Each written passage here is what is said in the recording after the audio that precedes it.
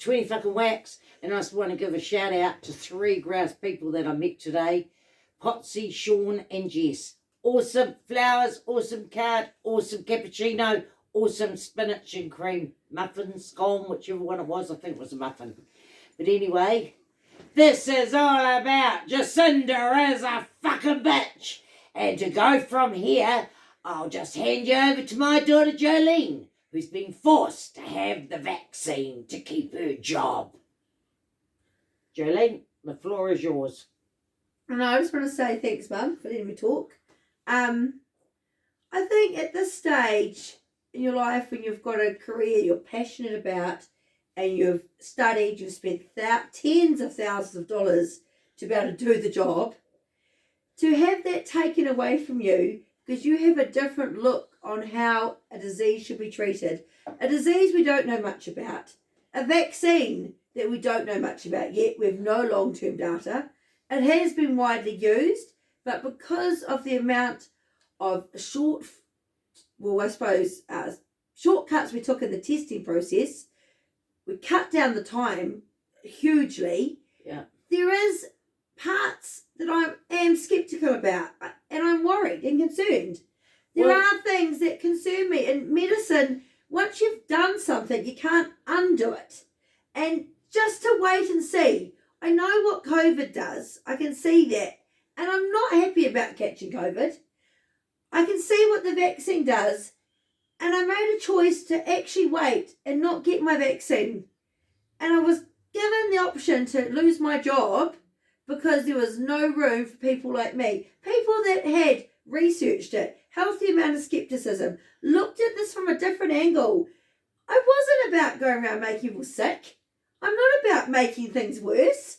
I'm actually someone that's about providing solutions. And I had some different ideas, some different solutions to offer. But people like me aren't allowed to even have a voice. We've been closed off.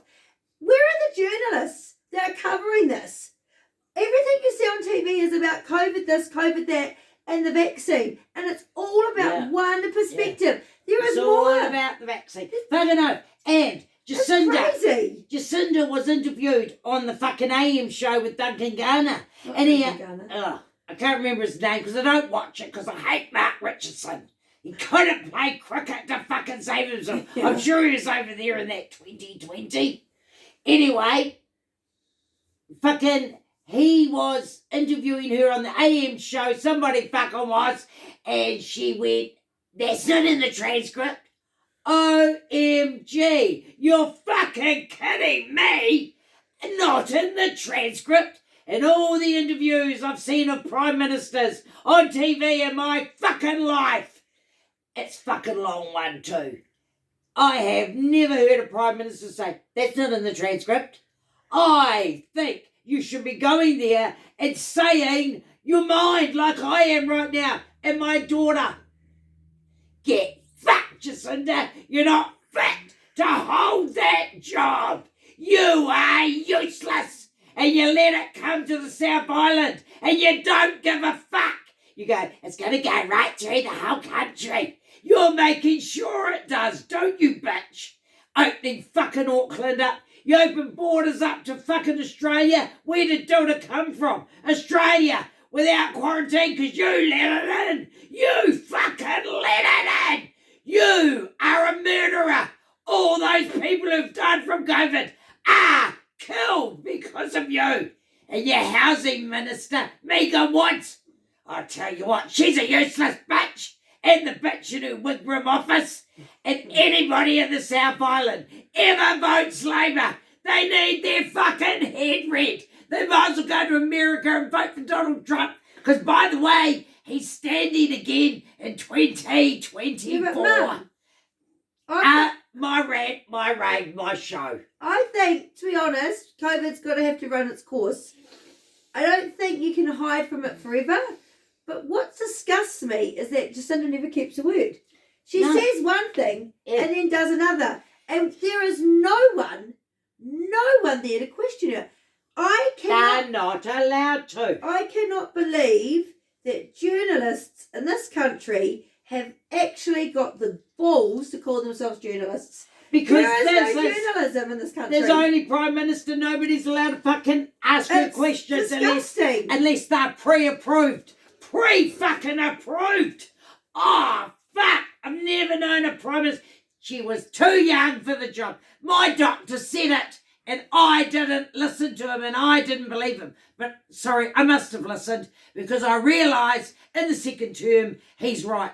This is the first government and fucking coalition governments that's been able to govern alone. And she's made a right fucking hash of it. She can't manage a country. She's fucking useless. And all she's thinking about is going after the United Nations. She's the second Helen Clark. She'll never be a Helen Clark. Helen Clark would never do what she has done to the New Zealand people.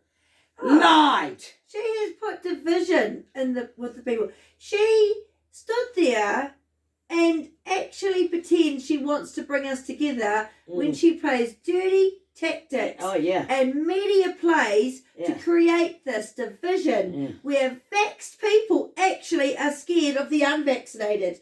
It should be the other way around. But they have played this dirty game to make us feel like we are dirty for not wanting to get vaccinated. Never in the history of vaccines has that ever been the case. And it's not in this situation either. If people look below the surface and actually really dig a little bit deeper. I spoke to my GP about this robustly and she agreed with me on a lot of points. But one thing she could not agree with me is that she could do nothing about this mandate and my situation and my job. Same as for her own, but she actually was not against the vaccine. But what she agreed with me is I brought up some very good points. And I had every right to wait based on what I presented to her and my children because they're boys and they're in the highest risk group for this vaccine. But we don't have that choice anymore. Can you afford to not work? God, no. My kids can't afford to be socially isolated. They're not going to be able to go to the movies or do anything. Do you own your own home? No, I can't afford to do that anymore. Do you have a mortgage? Well, I've got a huge rent. That's right. You're in your early 40s and you've never been able to afford to get a 20% deposit for a house. The problem is... This country's fucked. No wonder all my family ran away to Australia last century. I think, to be honest, when you've got a person in charge, if they are going to be a true leader, a leader leads with integrity. Yeah. They are authentic. Yes. And they mean what they say. And when they make a mistake... And they say what they mean or they just don't say it. When they make a mistake, they're actually able to own it. Yeah. And they can come forward. Jacinda's never owned half the mistakes she's made. She's made heaps. Never is it Ashley Bloomfield. Oh my God, he's all they do is hide behind lies. And Megan Woods. They never keep to their words. And you know it's what awful. really has pissed me off the most? And where's the journalists? Do you know what's pissed me off the most? It's Chris Hipkins runs for Rimutaka. And I had voted for him because I was from Lower Hutt, Stokes Valley. And I went, he's a baby face, but he's a really good politician. But she has made a puppet of him, made him stand and tell lies to the public. And I see in Chris Hipkins' face that he does not want to say these lies, but he has to.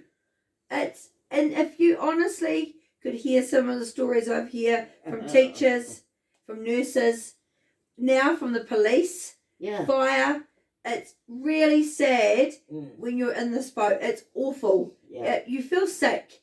The stress is huge. And actually, this is a job you only do because you're passionate.